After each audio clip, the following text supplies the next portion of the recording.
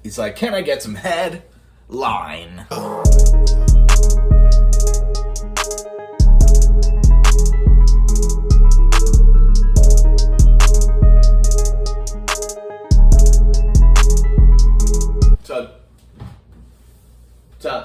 What's up? It's time It's time. for the NFC West. West. Like Kanye, but different. Now, Facts. as we get into the NFC West, we gotta talk about what's our headline for this division. So, I'll get us started this time. Now, the Super Bowl champion came from this division last year, Los Angeles Rams. Had a super team of sorts, stars all over the field, offense and defense. I think we're going to see a bit of a Super Bowl hangover for them this season. Now, Super Bowl hangovers typically happen for the losers who are disappointed after the season, maybe don't show up as much in the beginning of the year. But the Rams lost a bunch of players from their team, but a few key pieces that won't be too easy to replace. The first one being Andrew Whitworth, longtime tackle, 40-year-old guy, finally retired after winning his Super Bowl. He's a beast. Great for him, but his leadership and his protection, I mean, he was one of the best left tackles in the league these past few years. At 40. It'll be sorely missed. It's not going to be totally easy to replace. You go on the other side of the ball, Von Miller, who had an amazing playoff run, really impacted that defense. He was one of the key reasons why they were able to advance to the Super Bowl. He's gone now. He's out in Buffalo. And then they had a few minor losses in there as well that'll impact the team. You know, Robert Woods, who had the continuity with Stafford. Well, not exactly, but he had the continuity in the Rams offense. He was a big contributor before he tore his ACL. Austin Corbett, another solid lineman gone. Mm-hmm. Sebastian Joseph Day, a good interior lineman gone. Darius Williams, who had a breakout season last year at corner, he's gone as well. Yeah. And Johnny Hecker, they're a great punter, he's gone as well. So there's a lot of losses on this team, and it's not saying that this team won't be good. They will. But don't be surprised if we see a slow start to the season as this team tries to adjust to all the losses on their roster. Yeah. Chuck, what is your headline for this Definitely division? a new team. So my headline for this division, it's going to be have a good case for this team. The Seahawks, they might be the worst team in the NFL. Okay. I think they have in that division is very tough. So they have right off the bat 6 games that are very tough. Yeah, and I don't think they're going to win any division games unless they're at home. Their quarterback situation is very up in the air. There's Geno Smith, Drew Lock seems like he's got the job, but I don't know. I wouldn't want to go with either of those guys. They have a really good wide receiving core, and that's just really about it with Tyler Lockett and DK Metcalf. If you don't have a consistent quarterbacking group and their line is questionable, and they really don't have anybody on defense except Quantre Diggs and Jamal Adams. Their front seven, they're just going to get run on every game, and a lot of the teams in this division can run the football. So I don't think the Seahawks are going to have a really good season. I see Pete Carroll getting fired. I say they tank for the best pick that they can get, the top 1 pick, where they can draft C.J. Stroud or Bryce Young. Bryce Young from Alabama. So I could really see them tanking. And I mean, the only thing that they got going for them is they do have an electric backfield with rookie Kenneth Walker, and Rashard Penny is going to go off this year. He's a good fantasy back to pick. He's going to get the load. But and then Tyler Lockett and DK Metcalf. But we could see DK off this team after this year. I definitely could see that happening. I could definitely see them trading Jamal Adams. So. DK did just sign a big contract. Do you think they're going to trade him after they sign that? I don't know. I don't think he'll be happy. I don't think he'll be happy at this season unless he gets the ball every play. He got his money. He better be happy. Yeah, we'll see what happens. But I could see the Seahawks just taking a shift for tanking and then just getting a bunch of draft picks. Yeah, they'll compete with the Bears, Falcons, Texans for worst team in the NFL. Exactly. It'll be one of those. It wouldn't surprise me if the Seahawks. There's a lot of competition down there at the bottom. Is what I'm going to say. 100%. Okay, let's go into our breakout players. So for my breakout player, I'm going to go to this terrible Seahawks team and talk about a guy who has unlikely opportunity to shine this year. So I was watching a video on Twitter of DK Metcalf, who is 6'4", going up against an unknown rookie corner, Tariq Woolen, a 5th round pick out of UTSA. He is also 6'4", and I was watching him give DK Metcalf the business, providing some lockdown coverage. And training camp reports have said that he has been a star. He's been excellent. He's come out of nowhere, essentially. The Seahawks got rid of DJ Reed this offseason. They didn't resign him. He goes to the Jets. So they have a need to fill in the secondary. Woolen has an opportunity to step up and take on this role of being the star corner. And the Seahawks have a history of turning 5th round surprise guys into star corners. Oh, yeah. Richard Sherman. Can we see a part 2? Maybe. Tariq Woolen could be the guy for that. Now, Chuck, who's breaking out for you? Who do you So, for my breakout player, I'm going to... I love how we're staying on the Seahawks right now. Because, like, my breakout player is also a Seahawk. It's going to be Kenneth Walker from Michigan State that they just drafted. Talented running back. So it's going to be him and Rashard Penny getting the ball. I could really see him getting most of the loads, like the 3rd down back, getting every reception he needs because they're going to double team Metcalf and they're going to try and lock down Lockett because they're going to bring, I think teams are just going to bring 6 every play because their line is just not that good. So I could see Kenneth Walker getting the ball and dump offs by Andrew Luck because he's pressured and he's just going to get the ball like every play on the run game because they can't really do much.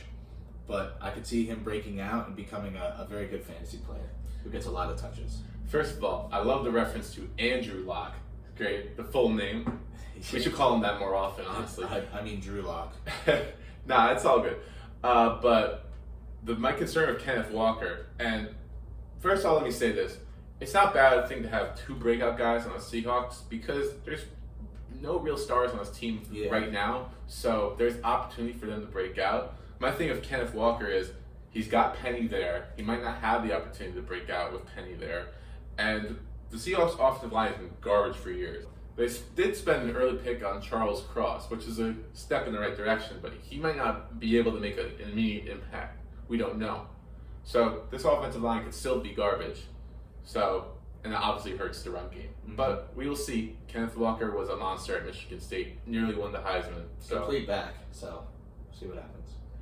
Okay, MVP of our NFC West.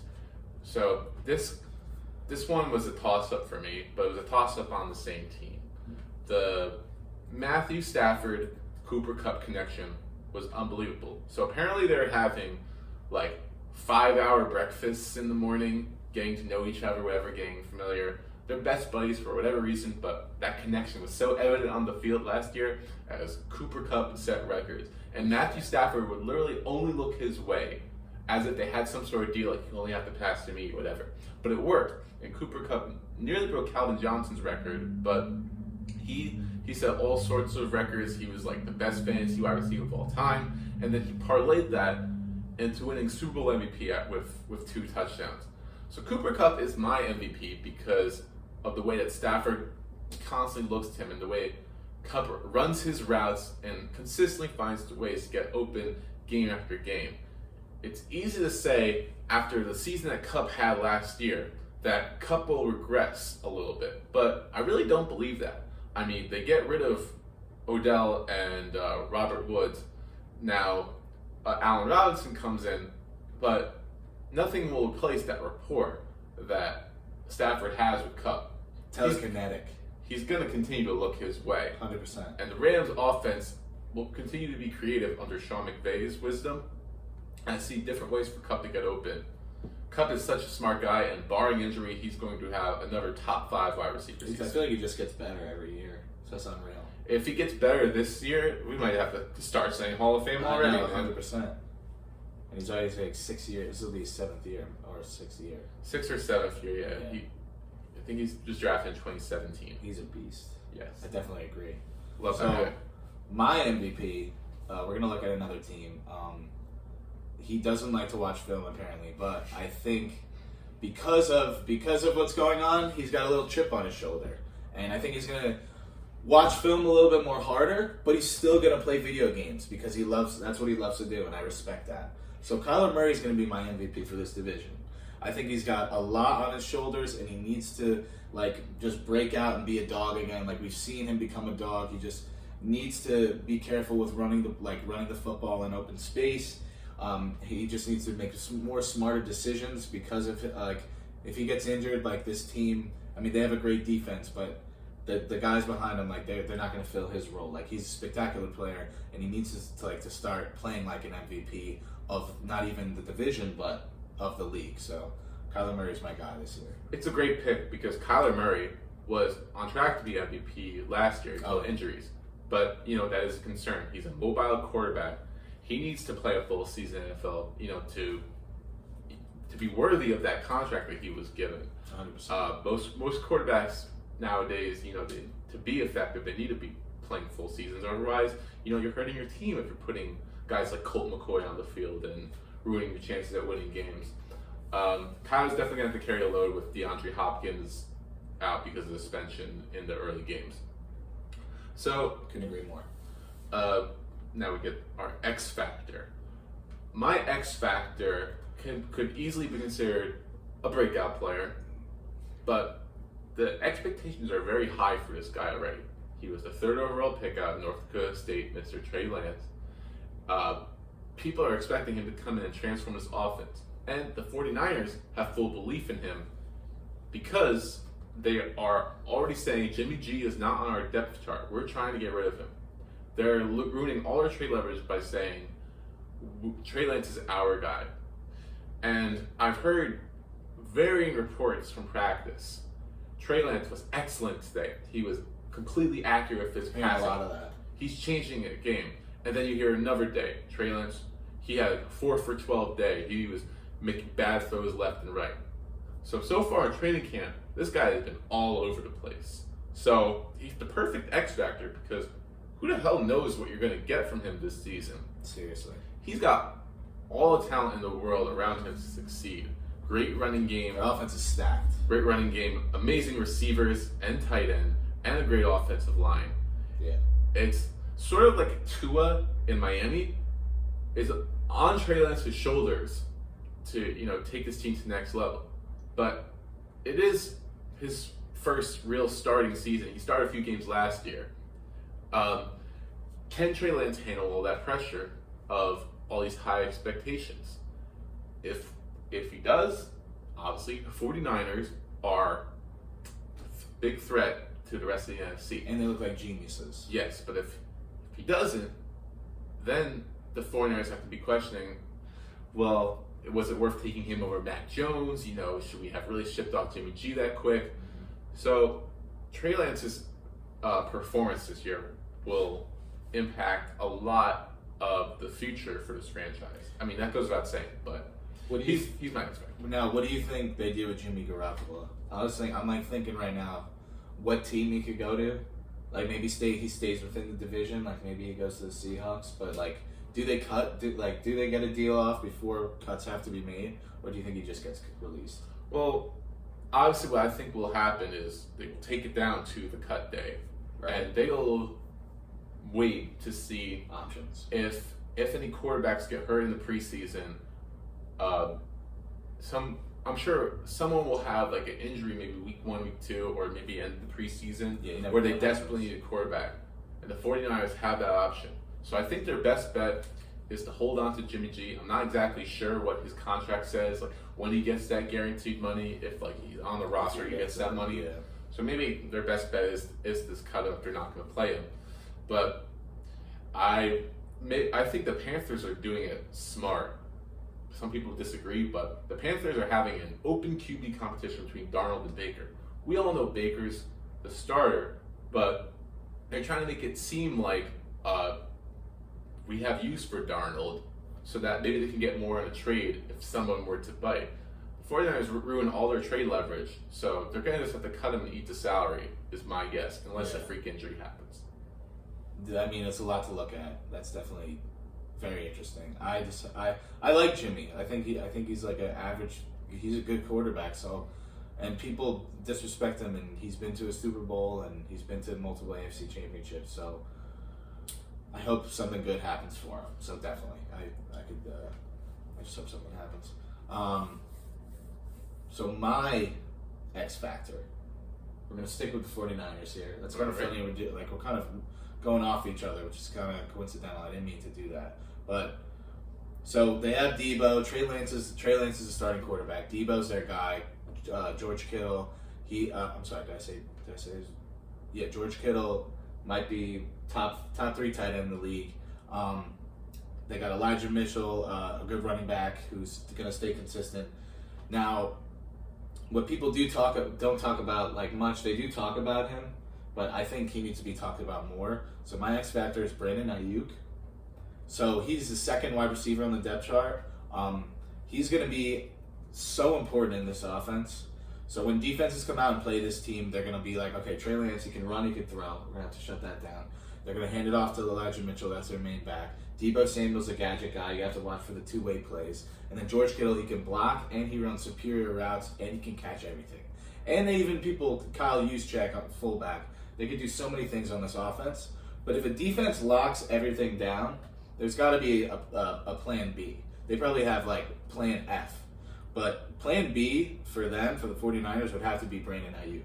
He's going to be freed up, and he's still a gadget guy too. What I love about this offense, they have like 2 gadgets. They got guys that could do it all. They could even give it to George Kittle on a reverse if they wanted to. So I'm looking for Brandon Naiyuk to get open the most because they're going to cover so many guys that are good on this team.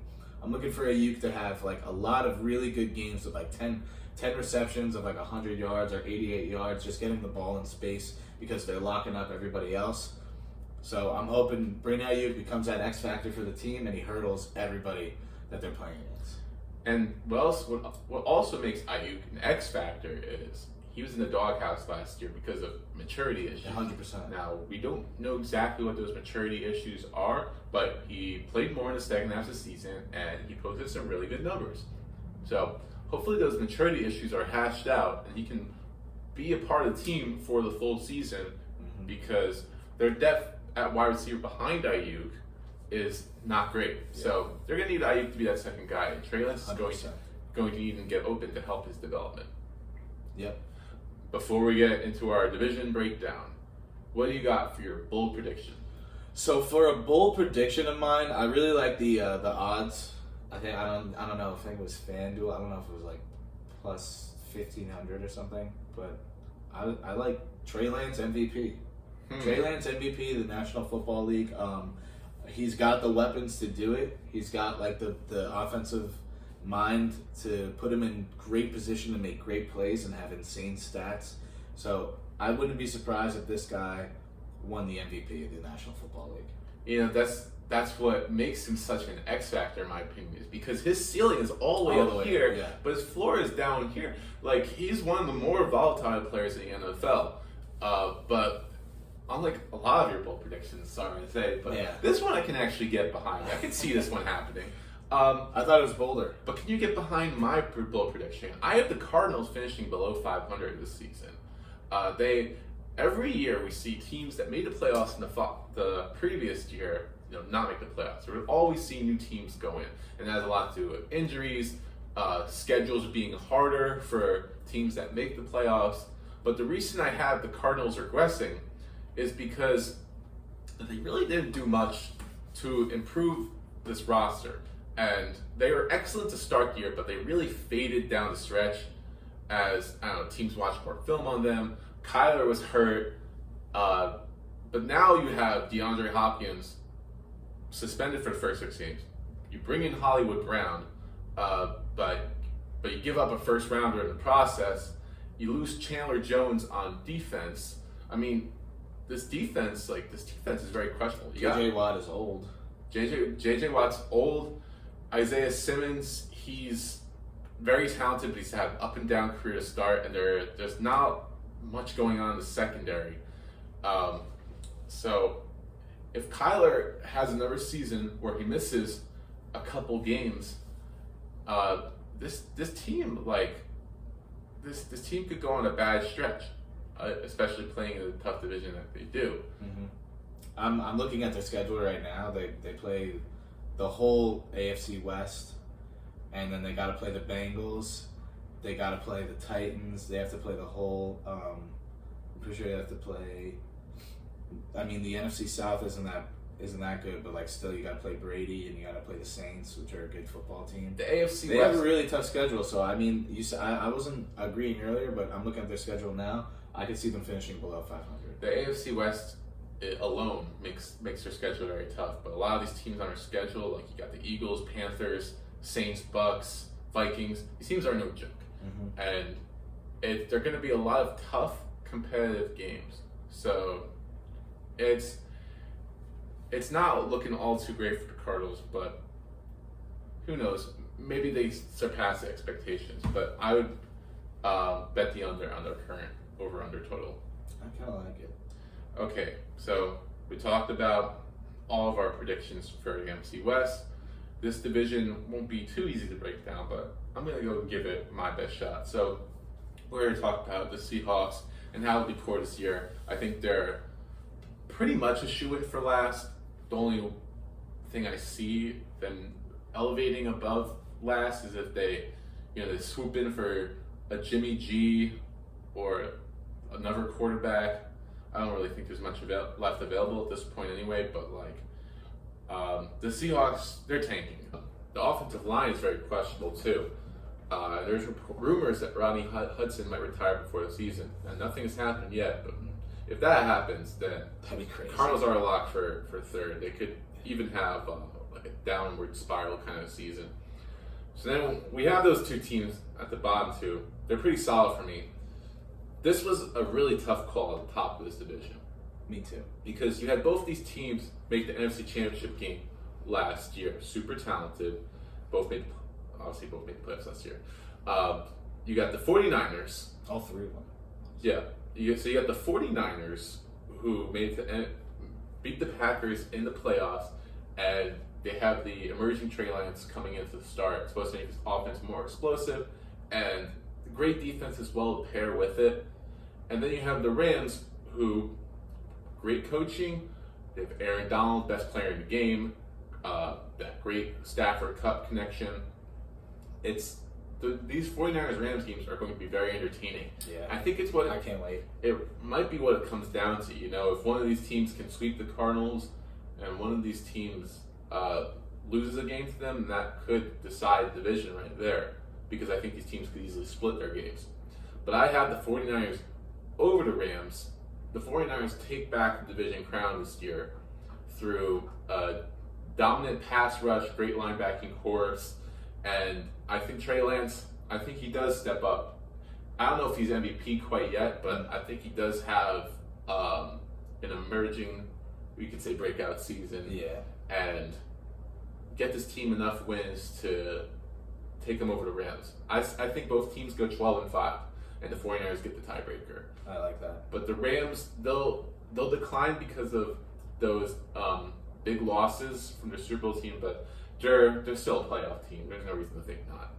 I agree. I mean, both of them definitely make the playoffs, 100%. As for my division, I have it flip flop, but we'll start towards the end like you do. So yes, Seahawks are 4. We both agree on that, correct? And then Yes. Yeah, Cardinals are 3. So what did you say their record would be? I'm gonna go 7-10. I'm gonna flip flop, but I say 10-7 because I'm gonna say all 3 of these teams make the playoffs. Okay. Because I think looking at the other divisions, like I don't see the AFC East, one team might come out of there. NFC. I mean the NFC East, one team might come out of there, and then like the NFC South, 2 teams will come out of there, and then maybe the NFC North, 2 teams out of here. I think all 3 of these teams make the playoffs. I think they do all have really good quarterback play. Their defenses are all very okay, not great, but all very okay. So Cardinals are 3. 2 is going to be 49ers, but I do agree like the 49ers Rams will split, and they'll both have 12-5 records because it is a tough division. So the Rams are 1, and I think the 49ers are going to be 2. Rams are 1 because I really think Aaron Donald, like, he's like he's the best football player in this league, and I think he just disrupts games. We saw him in the Super Bowl, and he finally got his. I think he's going to do it again. Like, I don't think he would come back and not want to be like the greatest ever. So I think he's going to have another superb season, like above average, greatest defensive tackle to play the game, I think. So I think the Rams finished one because of him solely. And again, that Cooper Kupp to Stafford's connection is unreal. Their offense got better with Allen. They got 2 good running backs. So, and their defense, like as I said, Aaron Donald is going to ruin the whole entire game. 49ers, they finished 2 at 12-5 because, again, like I want Trey Lance to maybe be MVP, but like he's probably the biggest question mark, I think. Absolutely. So we'll see how it just unfolds.